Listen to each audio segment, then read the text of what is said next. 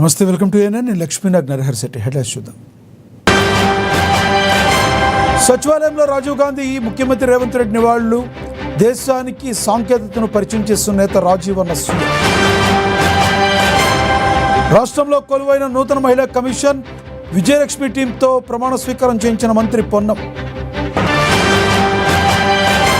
TDP నేతలు చేస్తున్న గొడ్డలిపోటు విమర్శపై జగన్ స్పందన. మా తాతను హత్య చేసింది మీరు కాదా అని మాజీ సీఎం ప్రశ్న. తమిళనాడులో కేబినెట్ విస్తరణ. 23 మంది కొత్త మంత్రుల ప్రమాణ స్వీకారం.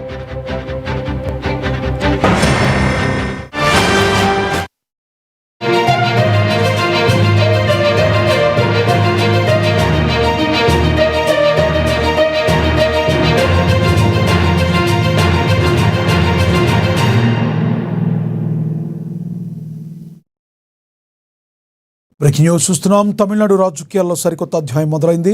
ఇటీవల అధికారంలోకి వచ్చిన సీఎం జోసెఫ్ విజయ్ నేతృత్వంలోని ప్రభుత్వం తన మంత్రివర్గాన్ని భారీగా విస్తరించింది. కేబినెట్లోని కొత్తగా 23 మంది ఎమ్మెల్యేలను చేర్చుకుంటూ సీఎం చేసిన సిఫార్సులకు తమిళనాడు గవర్నర్ అధికారికంగా ఆమోదముద్ర వేశారు. టీవీకే సర్కార్లో 2 కాంగ్రెస్ ఎమ్మెల్యేలు, 21 మంది టీవీకే ఎమ్మెల్యేలు ఉన్నారని చెన్నైలోని లోక్ భవన్ వెల్లడించింది.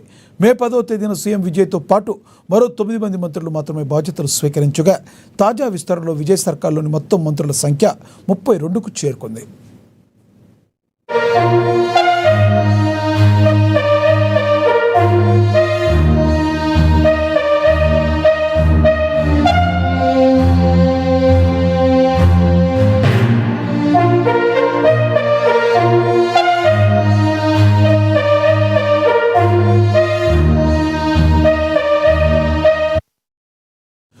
తమిళనాడు రాజకీయాల్లో సరికొత్త అధ్యాయం మొదలైంది.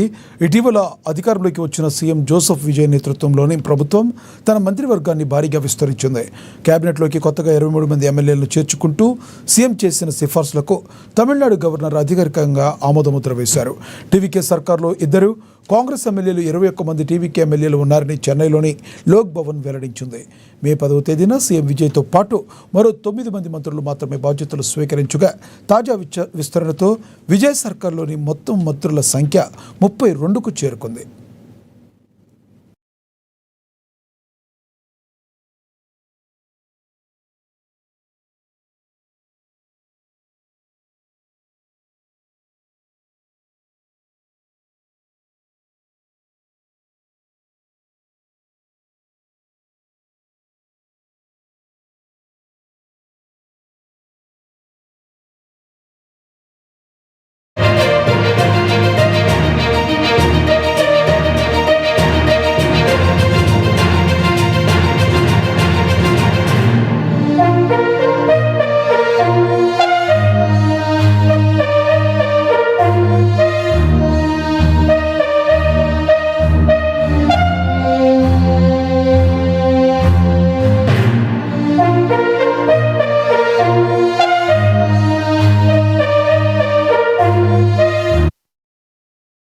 మరో బ్రేకింగ్ న్యూస్ చూస్తున్నాం. తెలంగాణ రాష్ట్ర మహిళా కమిషన్కు కొత్త చైర్పర్సన్గా మాజీ మేయర్ గద్వాల విజయలక్ష్మి బాధ్యతలు స్వీకరించారు.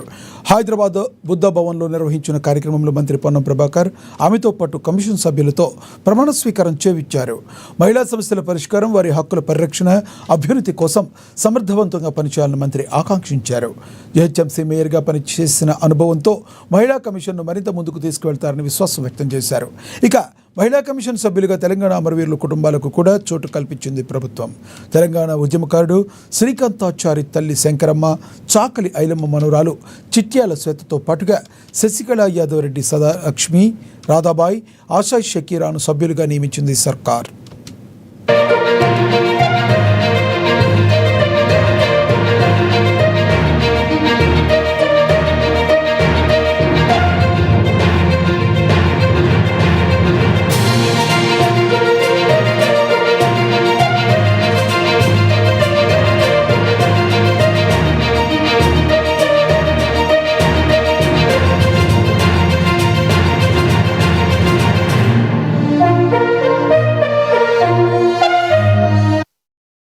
తెలంగాణ రాష్ట్ర మహిళా కమిషన్కు కొత్త చైర్పర్సన్గా మాజీ మేయర్ గద్వాల విజయలక్ష్మి బాధ్యతలు స్వీకరించారు.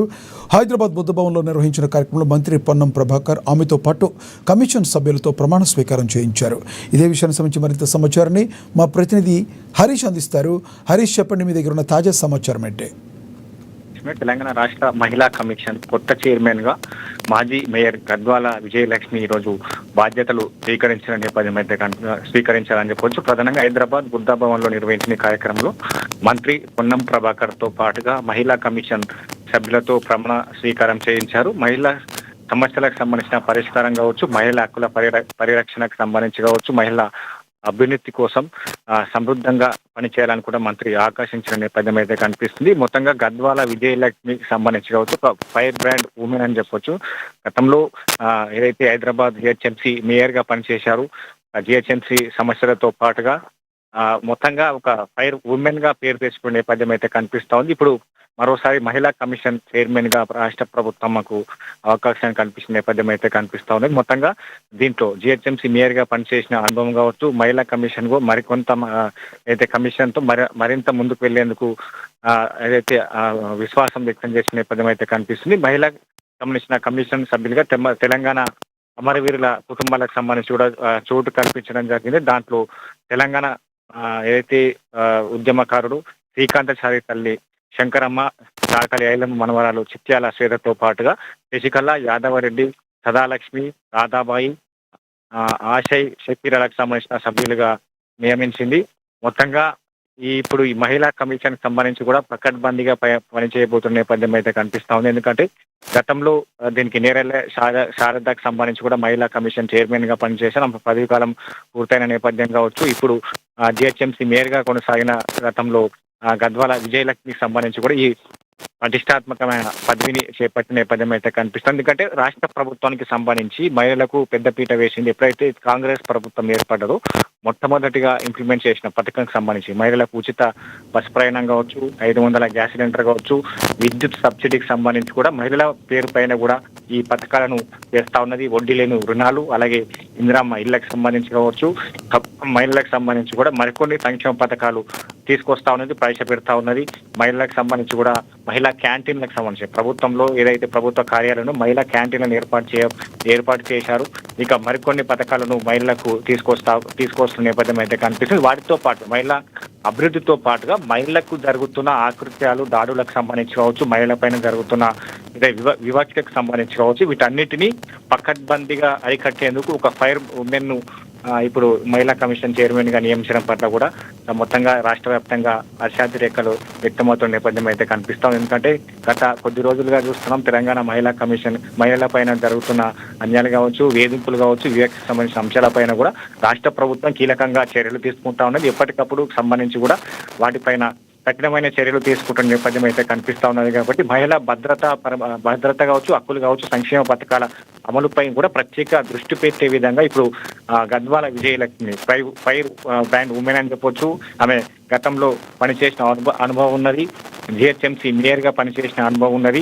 జిహెచ్ఎంసీలో కూడా పలు అంశాలపైన కూడా కీలకంగా కొట్లాడే ఆమె అనుభవం ఉన్న ఏదైతే నేతగా పేరు తెచ్చుకునే నేపథ్యం అయితే కనిపిస్తోంది. కాబట్టి ఇప్పుడు మరోసారి మహిళా కమిషన్ చైర్మన్ గా ఆమెకు అవకాశం కల్పించిన నేపథ్యం అయితే కనిపిస్తా ఉన్నది. ఆమెతో పాటుగా తెలంగాణ ఏదైతే ఉద్యమకారులు ఎవరైతే ఆత్మహత్య చేసుకున్నారో, తెలంగాణకు సంబంధించిన రాష్ట్రాన్ని ప్రత్యేక రాష్ట్రానికి సాధించిన నేపథ్యంలో వారి కుటుంబాలకు సంబంధించిన వారిని సభ్యులుగా చేర్చడంతో పాటుగా మొత్తంగా ఇప్పుడు మహిళా కమిషన్ ఒక పకడ్బందీగా ఏర్పడింది. దీంట్లో మహిళలకు సంబంధించిన అభివృద్ధి కావచ్చు, మహిళల పైన జరిగే వేధింపులు కావచ్చు, మహిళలకు సంబంధించిన సాధికారతకు సంబంధించి కావచ్చు, పూర్తిగా ఈ పటిష్టమైన ఒక ఏదైతే ఈ మహిళా కమిషన్ ఏర్పాటు చేయడం జరిగిన నేపథ్యం అయితే కనిపిస్తా ఉన్నది. కాబట్టి మొత్తంగా ఇప్పుడు మహిళలకు సంబంధించి కూడా భవిష్యత్తులో వారిపైన దాడులు జరగకుండా ప్రతిఘటించేందుకు, అలాగే వారికి సంబంధించిన అభివృద్ధి, సాధికారత, మహిళలకు సంబంధించి కూడా రాష్ట్ర ప్రభుత్వం తీసుకురాబోయే సంక్షేమ పథకాలకు సంబంధించి కూడా సమృద్ధిగా దక్కేందుకు ఇప్పుడు కమిషన్ ఏర్పాటు చేసిన నేపథ్యం అయితే కనిపిస్తుంది. కాబట్టి ఇదే అంశానికి సంబంధించి కూడా మంత్రి పొన్నం ప్రభాకర్ సంబంధించి కూడా ఆకాంక్షించారు. మహిళలకు సంబంధించిన సాధికారతకు ఇక గద్వాల విజయలక్ష్మి మేయర్ గా కొనసాగుతా ఉన్నారు. కాబట్టి తాను భవిష్యత్తులో మహిళలకు సంబంధించిన అభివృద్ధికి పెద్దపీట వేయాలంటూ కూడా ఆయన ఆకాంక్షించిన నేపథ్యం అయితే కనిపిస్తోంది. కాబట్టి మొత్తంగా ఈ మహిళా కమిషన్ కి సంబంధించి కూడా పకడ్బందీగా ఏర్పడ్డ నేపథ్యం అయితే కనిపిస్తుందని చెప్పవచ్చు. Lakshmi, thank you Harish.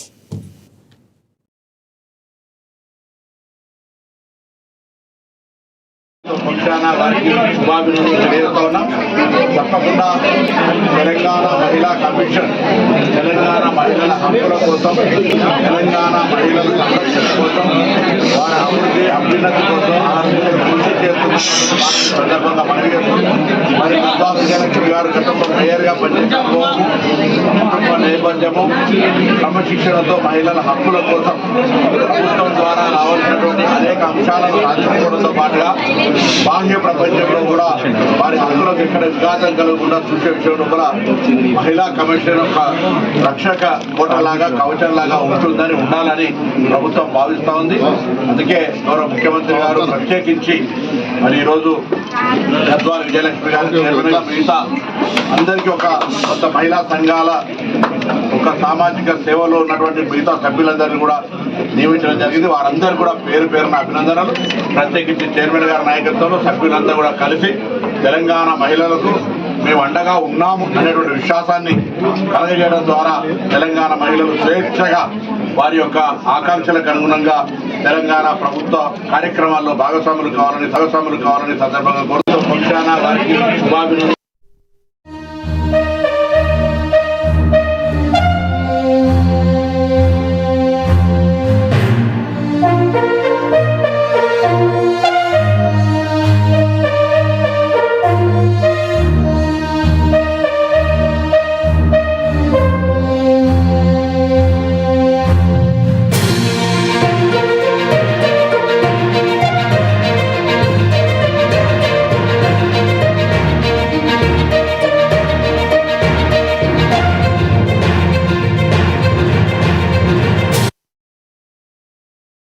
Breaking news చూస్తున్నాం. టీడీపీ నేతలు చేస్తున్న గొడ్డలిపోటు విమర్శలపై జగన్ తీవ్రంగా ప్రతిస్పందించారు.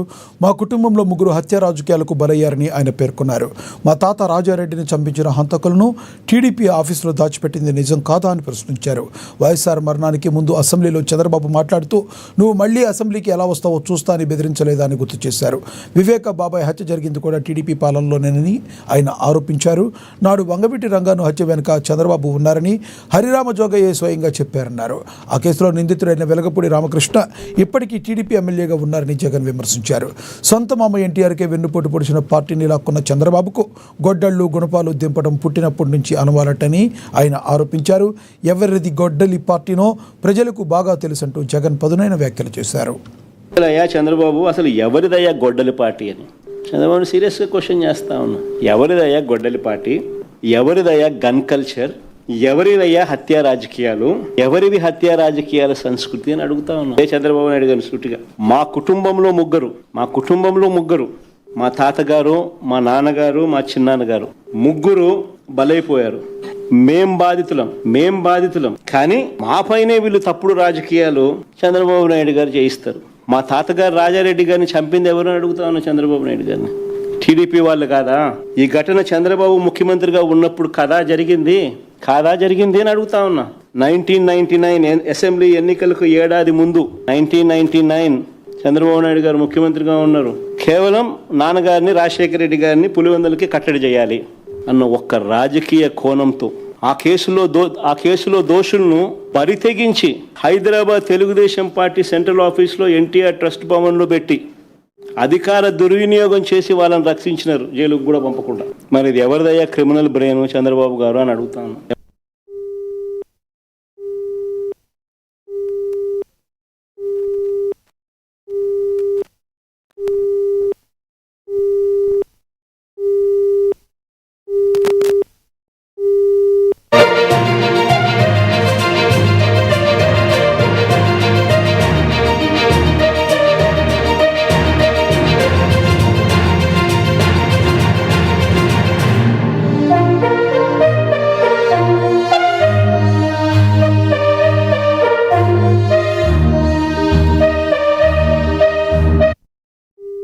అల్లూరి సీతారామరాజు జిల్లాలో పాస్టర్పై జరిగిన దాడి ఘటన డ్రామాగా తేల్చిన పోలీసులు పలు సెక్షన్ల కింద కేసు నమోదు చేశారు. జీకే వీధి మండలంలోని నీరు తోటపాలెంలో జరిగిన ఈ ఘటనకు సంబంధించి గూడెం కొత్త వీధి పోలీస్ స్టేషన్లో పాస్టర్ అభినయ్ కృష్ణపై కేసులు నమోదయ్యాయి. తన వ్యక్తిగత ప్రయోజనాలు, ప్రజల సానుభూతి పొందడం, రాష్ట్రంలో మత విద్వేషాలు రెచ్చగొట్టడమే లక్ష్యంగా ముందస్తు వ్యూహంతో ఈ ఘటన సృష్టించినట్లు దర్యాప్తులో బయటపడింది. అందరివాడు Abhinay YouTube channel, Abhinay Darshan Facebook ఖాతాల ద్వారా ఈ ఘటనను విస్తృతంగా ప్రచారం చేసినట్లుగా పోలీసులు వెల్లడించారు. అభినయ్ దర్శన్తో పాటు మరికొందరి కుట్రలో పాల్గొన్నట్లుగా గుర్తించి కేసులు నమోదు చేశారు.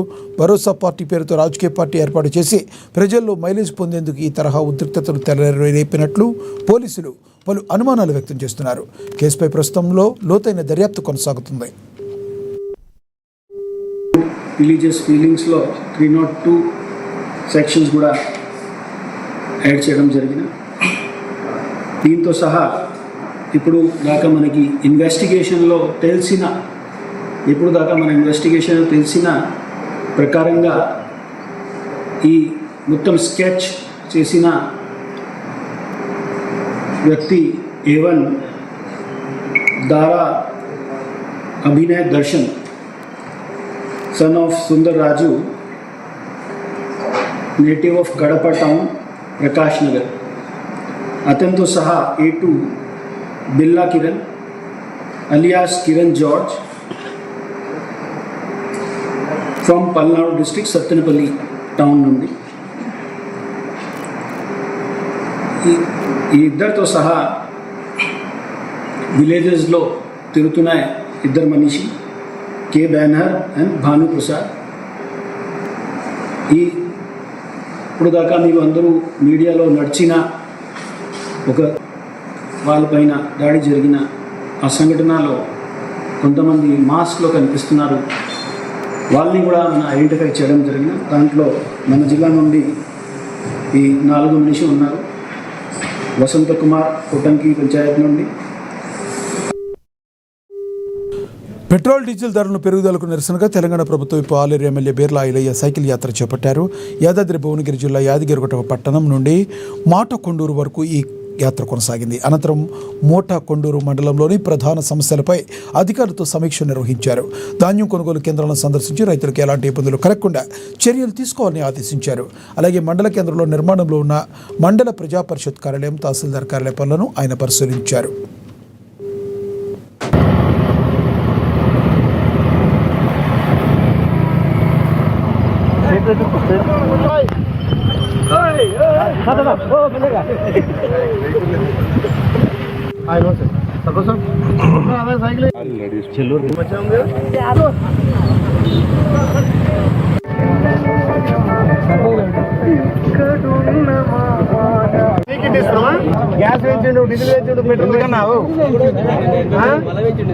ఆలేరు నియోజకవర్గంలో ఎక్కడ కూడా డీజిల్, పెట్రోల్ బండ్లు వాడకుండా సైకిల్ ర్యాలీతోటి మొన్న యావట శ్రీ లక్ష్మణస్వామి పాదాల నుంచి సోమేశ్వర టెంపుల్ కొలంబ దాకా సైకిల్ యాత్ర చేయడం. ఈరోజు యావట స్వామివారి కాంచల మోటకొండూరు ఇక్కడ అంబేద్కర్ సాక్షిగా అంబేద్కర్ రాసినటువంటి రాజ్యాంగం ద్వారా ఎంపికైనటువంటి మోడీ గారు మరి రాజ్యాంగాన్నే మార్చాలే, మాకు 400 సీట్లు ఇరి రాజ్యాంగం మార్చంటే భారతదేశ ప్రజలు కర్రు కాల్చి వాత పెడితే అత్యవసర మెజార్టీ తోటి ఇలా అడ్డదారిలో ప్రభుత్వాన్ని ఏర్పాటు చేసుకొని ఇలా ప్రభుత్వం ద్వారా పేదోళ్ళని అడ్డి విరిసి రోజు రోజుకు డీజిల్, పెట్రోల్, గ్యాస్ ధరలు పెంచుతున్నందుకు నిరసనగా ఒక నెల రోజుల పాటు పెట్రోల్, డీజిల్ బండ్లను అవాయిడ్ చేసి సైకిళ్ళ మీద, అవసరమైతే ఈవీఎంల మీదనే ఆలేరు నియోజకవర్గం మొత్తం తిరుగుతా అని చెప్పి మాట ఇచ్చి వారానికి ఒక మండలం మొత్తం కూడా స్ఫూర్తిగా మనందరం డీజిల్, పెట్రోల్ ధర తగ్గించేంత వరకు కూడా మోడీకి నిరసనగా ధర్నా కార్యక్రమాలు చేపట్టాలని చెప్పి ఆ ద్వారా ఇలా మోటకొండూరు హెడ్ క్వార్టర్లో వివిధ కార్యక్రమాల్లో కూడా సైకిల్ ద్వారా రావడం, ఇక్కడ గ్రామ సర్పంచులు, మండల నాయకులు, జిల్లా నాయకులు, రాష్ట్ర నాయకులు కూడా దీంట్లో పాల్గొని దీన్ని దిగ్విజయం చేసినందుకు పేరు పేరున ధన్యవాదాలు. ఈ మతతత్వ పార్టీ కులాల మధ్య, మతాల మధ్య సిచ్చు పెట్టి ఇలా ఓటు దండుకొని పేదోటి నడ్డి విరిసే విధంగా మోడీ పాలన ఉంది కాబట్టి దానికి నిరసనగా మేము సైకిల్ ర్యాలీ చేపట్టాం.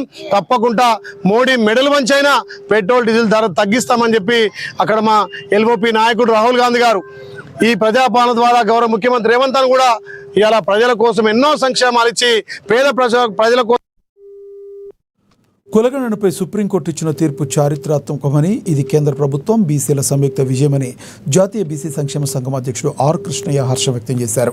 జనగణనలో భాగంగా కులగణన చేపట్టాలని కేంద్ర ప్రభుత్వ నిర్ణయాన్ని సవాల్ చేస్తూ కొందరు అగ్రవర్ణాల వారు దాఖలు చేసిన రిట్ పిటిషన్లను సుప్రీంకోర్టు కొట్టివేయడంపై ఆయన సంతోషం వ్యక్తం చేశారు. కులగణన అనేది పూర్తిగా కేంద్ర ప్రభుత్వ విధానపరమైన నిర్ణయమని, ఇందులో తాము జోక్యం చేసుకోబోమని అత్యున్నత న్యాయస్థానం స్పష్టం చేసిందని కృష్ణయ్య గుర్తు చేశారు. సుప్రీంకోర్టులో కేంద్ర ప్రభుత్వం సైతం కులగణనకు అనుకూలంగా గట్టి వాదనలు వినిపించిందని పేర్కొన్నారు. కేంద్ర ప్రభుత్వం గట్టి వాదనలు వినిపించింది. కులగణన చేసినట్టయితేనే సమాజంలో ఈ భారతీయ సమాజం కులం పునాదుల మీద నిర్మించబడ్డది. పేదరికము, అవిద్య, ఉద్యోగము, అధికారము, డబ్బు, సంపద, గౌరవం ఇవన్నీ కూడా కులాన్ని బట్టి నిర్ణయించేటటువంటి సమాజం భారతీయ సమాజం.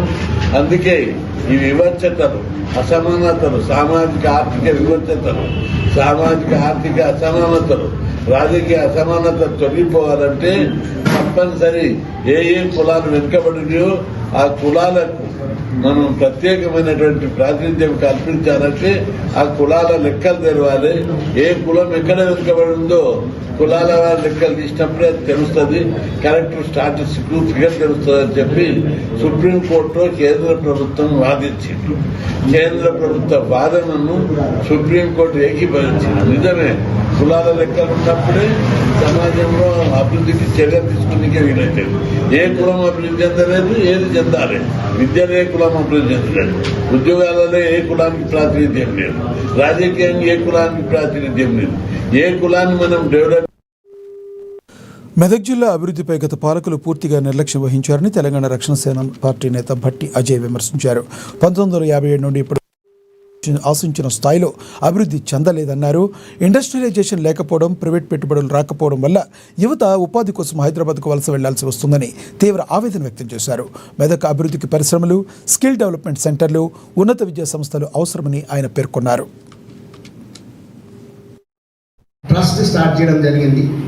దానితోటి నేను నా టీం కలిసి సంవత్సరం నుంచి మెదక్ నియోజకవర్గం మొత్తం, మెదక్ మండలం, హవేలీ గణపూర్ మండలం, రామాయంపేట్, పాపన్నపేట్, చిన్నశంకరంపేట్, నార్సింగి ఇవన్నీ మండలాలు కలుపుకొని మేము ఎక్కడ భౌగోళికంగా ఏ మండలాల్లో ఎటువంటి సమస్యలు ఉన్నాయి, అక్కడ ఎంతమంది విడోస్ ఉన్నారు, ఎంతమంది సింగిల్ మదర్స్ ఉన్నారు. సింగిల్ మదర్స్ అంటే ఎస్పెషల్లీ ఎవరైతే అబ్సెంటివ్ హస్బెండ్స్ ఉంటారో, భర్తలు ఉండి కూడా తాగుబోతులో లేకపోతే వేరే పెళ్ళిళ్ళు చేసుకొని భార్యలు వదిలేసినటువంటి వాళ్ళు అటువంటి వాళ్ళని ఎంతో మందిని మేము హక్కున చేర్చుకొని ఫస్ట్ ప్రాజెక్టు శిశు సౌభాగ్యం అనే ఒక ప్రాజెక్టు తోటి ప్రారంభించి ఆడబిడ్డకి చేయూత అనేటువంటిది ఒక రెండో స్కీమ్ ప్రాజెక్టు స్టార్ట్ చేసి మెదక్ నియోజకవర్గం మొత్తం మేము మా సేవల వ్యాప్తి చేయడం జరిగింది. మీకు చాలామందికి తెలియదు, నేను వీడియోస్ అవన్నీ కూడా మీకు ఇప్పుడు ప్రోగ్రామ్ అయిపోయినాక పంపిస్తాను. సో దట్ మీకు ప్రూఫ్ బేస్డ్గా మేము సంవత్సరం నుంచి ఎంత కష్టపడుతున్నాం అనేటువంటిది మీకు తెలుస్తుంది. గడ్డ మీద ఉన్నటువంటి ప్రేమ ఈరోజు కూడా మా మెదక్ ప్రజలకి, మా కుటుంబం నుంచి మేము మా చర్మం వచ్చి చెప్ప ముట్టించినా తక్కువనే. ఎందుకంటే ఇవాళ ఈ స్థాయిలో పలానా మనిషి బట్టి అజయ్ అంటే ఎందుకు గుర్తుపడతారంటే బట్టి జగపతి వల్లనే బట్టి అజయ్ గుర్తుపడతారు. నా తండ్రికి ఉన్నటువంటి ఆ మంచి మనసు, ఇది మీరందరూ కడుపులో పెట్టుకొని చూసుకున్నారు. ఎస్పెషల్లీ విలేకరులు మెదక్ గడ్డ మీద. బాపట్ల జిల్లా చీరాల్లో పోలీసులు వాహనదారులకు కీలక హెచ్చరికలు జారీ చేశారు. జిల్లా ఎస్పీ బి ఉమామహేశ్వర్ ఆదేశాల మేరకు హెల్మెట్ వినియోగంపై ప్రత్యేక అవగాహన కార్యక్రమాలు చేపట్టారు. ప్రతి ద్విచక్ర వాహనదారుడు తప్పనిసరిగా హెల్మెట్ ధరించాలని చీరాల 1 టౌన్ సిఐ సోమశేఖర్ సూచించారు. నిబంధనలు ఉల్లంఘిస్తే మొదట జరిమానా, మళ్లీ అదే తప్పు చేస్తే డ్రైవింగ్ లైసెన్స్ రద్దుతో పాటుగా వాహనం సీజ్ చేసే చర్యలు తీసుకుంటామని హెచ్చరించారు. అంతేకాకుండా ఇతర ప్రాంతాల నుంచి చీరాల పట్టణంలోకి వచ్చే బైక్ రైడర్లు కూడా హెల్మెట్ లేకుండా వస్తే ప్రవేశానికి అనుమతి నిరాకరించే చర్యలుంటాయని తెలిపారు.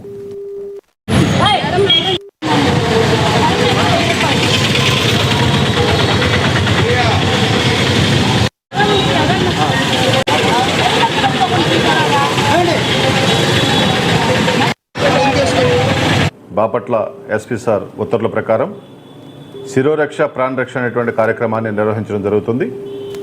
గత 2 నెలల నుంచి ఈ కార్యక్రమం మండల పరిధిలో ఈ టౌన్ పరిధిలో నిర్వహిస్తున్నాము. కార్యక్రమం యొక్క ముఖ్య ఉద్దేశం టూ వీలర్ నడిపేటువంటి ప్రతి ఒక్క వ్యక్తి హెల్మెట్ ధరించాలి. హెల్మెట్ ధరించి మాత్రమే ట్రావెల్ చేయాలి. అలా లేనటువంటి వెహికల్స్ని ఖచ్చితంగా వెహికల్ హోల్డ్ చేయడం జరుగుతుంది. వీటిలో మొదటిసారిగా ఫైన్ వేస్తాము. 1030 రూపాయలు ఫైన్ అవుతుంది. సెకండ్ టైం వేసినట్లయితే అతను రిపీటెడ్ హెల్మెట్ ధరించకపోతే లైసెన్స్ క్యాన్సిలేషన్ కూడా మేము రికమెండ్ చేయడం జరుగుతుంది. కంపల్సరీ ప్రతి ఒక్క వ్యక్తి టూ వీలర్ కానీ 4 వీలర్ కానీ తోలేటప్పుడు డ్రైవింగ్ లైసెన్స్ కలిగి ఉండాలి. అది లేకపోతే 5000 రూపీస్ మినిమం ఫైన్ ఇంపోజ్ చేయడం జరుగుతుంది. ప్రజలందరికీ ఖచ్చితంగా పోలీసు వారి తరపున తెలియపరుస్తున్నాము. టూ వీలర్ నడిపేటువంటి ప్రతి ఒక్కరూ హెల్మెట్ లేకుండా టౌన్లో ఎట్టి పరిస్థితుల్లో ప్రయాణం చేయకూడదు. మీరు టౌన్ పరిధిలోకి ఎంటర్ అవ్వాలన్నా, టౌన్లో నుంచి ఎగ్జిట్ అవ్వాలన్నా కంపల్సరీ హెల్మెట్ ధరించి మాత్రమే ప్రయాణం చేయాలి. ఈ టౌన్ పరిధిలోకి వచ్చేటువంటి అన్ని పోస్టుల్లో కూడా చెక్ పోస్టులు పెడుతూ ఉన్నాము. కంపల్సరీ హెల్మెట్ లేనటువంటి వాళ్ళని రిటర్న్ చేయడం జరుగుతుంది. రిపీటెడ్గా వస్తున్నట్లయితే వారి మీద ఫైన్ ఇంపోజ్ చేయడము, లైసెన్స్ క్యాన్సిలేషన్కి రికమెండ్ చేయడం జరుగుతుంది. దయచేసి అందరూ గమనించండి. పోలీసు వారికి ప్రజలు సహకరించాలి. మీ ప్రాణాలు మీ చేతుల్లోనే ఉంటాయి. హెల్మెట్ ధరించినట్లయితే యాక్సిడెంట్ అనేటువంటిది మనము రక్షించబడతాము. యాక్సిడెంట్ అనేటువంటి చెప్పి జరగదు. జగిత్యాల జిల్లా కోరుట్లో సిపిఐ ఏఐటీసీ ఆధ్వర్యంలో భారీ ధర్నా జరిగింది. కేంద్ర ప్రభుత్వం పెంచిన పెట్రోల్, డీజిల్, వంట గ్యాస్ ధరలను వెంటనే వెనక్కి తీసుకోవాలని డిమాండ్ వారు చేశారు. పట్టణంలోని బస్టాండ్ సమీపంలోని అంబేద్కర్ చౌరస్తా వద్ద నిర్వహించిన ఈ కార్యక్రమంలో ఏఐటీసీ జిల్లా అధ్యక్షుడు సుతారి రాములు పాల్గొన్నారు. కేంద్రంలోని బీజేపీ ప్రభుత్వం సామాన్య ప్రజలను అడ్డి వేరుస్తుందని ఆయన ఆగ్రహం వ్యక్తం చేశారు. 5 రోజుల అసెంబ్లీ ఎన్నికలు ముగియగానే నరేంద్ర మోదీ ప్రభుత్వం ఇంధన ధరలను ఇష్టారాజ్యంగా పెంచిందని సుతారి రాములు విమర్శించారు. కేంద్ర ప్రభుత్వం తక్షణమే స్పందించి పెట్రోల్, డీజిల్, గ్యాస్ ధరలు తగ్గించకపోతే రాబోయే రోజుల్లో రాష్ట్ర వ్యాప్తంగా నిరసనలు మరింత ఉధృతం చేస్తామని ఏఐటీసీ హెచ్చరించింది. మనం అమ్మబోతే అడుగుతున్న విధానంగా ఉన్నది. ఈ ప్రభుత్వం ఒక దిక్కు సామాన్యునికి గడ్డి వేసే విధంగా కార్యక్రమం చేస్తూ ఉంది. ఈ పెట్రోల్, డీజిల్ ధరలు పెరగడం వల్ల, 2 సార్లు పెంచడం వల్ల మరి సామాన్యుని మీద నిత్యాసల మీద పడ్డది, రవాణా మీద పడుతూ ఉంది. అది కొనబోతే కొనే పరిస్థితి లేదు. మరి కూలి పెంచే పరిస్థితి లేదు. కాబట్టి ఇప్పటికైనా ప్రభుత్వం, కేంద్ర ప్రభుత్వం ఆలోచించి రాష్ట్ర ప్రభుత్వం కూడా దీని మీద ఉద్యోగ కార్యక్రమం చేపట్టాలి. ఇది పెట్రోల్ డీజిల్ ధర వల్ల సామాన్యుడు మరి బండి నడుపుకునే రవాణా వ్యవస్థకి మరి అనవసరంగా ధరలు పెంచుకునే పరిస్థితి ఏర్పడ్డది. అంటే దీనికి ప్రభుత్వమే బాధ్యత వహించాలని చెప్పి మాట్లాడుతున్నాం. ఈరోజు మరి ఏదైతే పెట్రోల్, డీజిల్ మరి ప్రపంచ యుద్ధాన్ని అడ్డం పెట్టుకొని ఎన్నికలు జరిగేదాకా నుంచి 5 రాష్ట్ర ఎన్నికలు జరిగిన తర్వాత మరి ఈ మన పెట్రోల్ డీజిల్ పెంచడం వలన సామాన్యమైన అనేకమైన బాధలు పడుతున్నాయి. కాబట్టి ఇప్పటికైనా ప్రభుత్వము మరి కళ్ళు తెలిసి నిత్యావసర అన్నిటి మీద మరి పెట్రోల్ డీజిల్ ధరలు మరి సామాన్యులపైన బడ్జెట్ లేదు. కాబట్టి పెట్రోల్ డీజిల్ ధరలు వెంటనే తగ్గించాలని మరి భారత కమ్యూనిస్ట్ పార్టీ ఆధ్వర్యంలో లోపల కామారెడ్డి జిల్లా దేవునిపల్లి వద్ద బస్సు ఆపలేదన్న ఆగ్రహంతో ఓ వ్యక్తి ఆర్టీసీ బస్సుపై రాయి విసిరి అద్దం పగలగొట్టాడు. రాయి బస్సు వెనుక అద్దానికి తాకడంతో గాజు రవ్వలు ప్రయాణికులపై పడ్డాయి. ఈ ప్రమాదంలో ఎవరికీ గాయాలు కాకపోవడంతో అంతా ఊపిరి పీల్చుకున్నారు. ఘటనపై డ్రైవర్ డిపోకు ఫిర్యాదు చేయగా పోలీసులు చేరుకుని కేసు నమోదు చేసి దర్యాప్తు చేపట్టారు.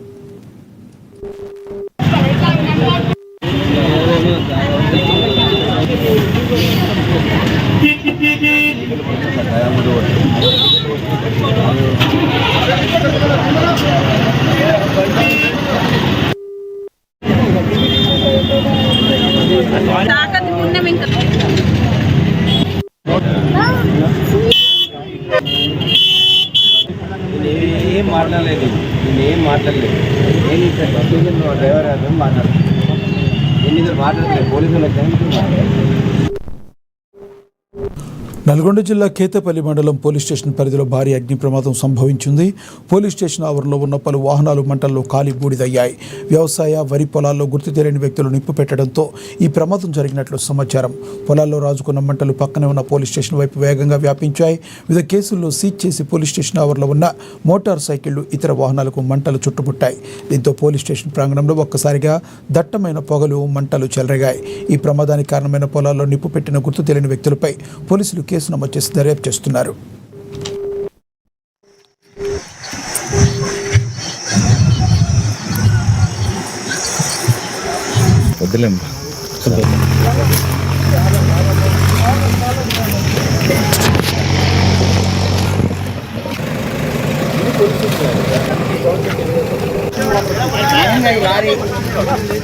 బయట పెట్టమా.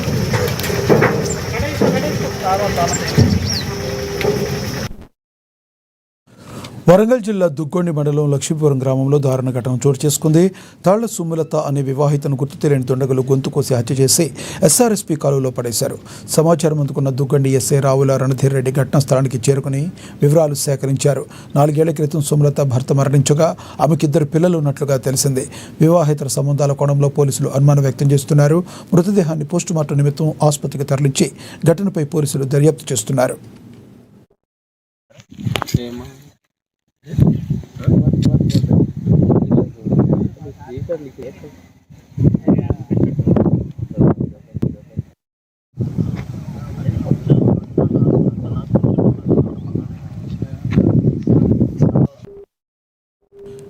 Update, stay tuned in.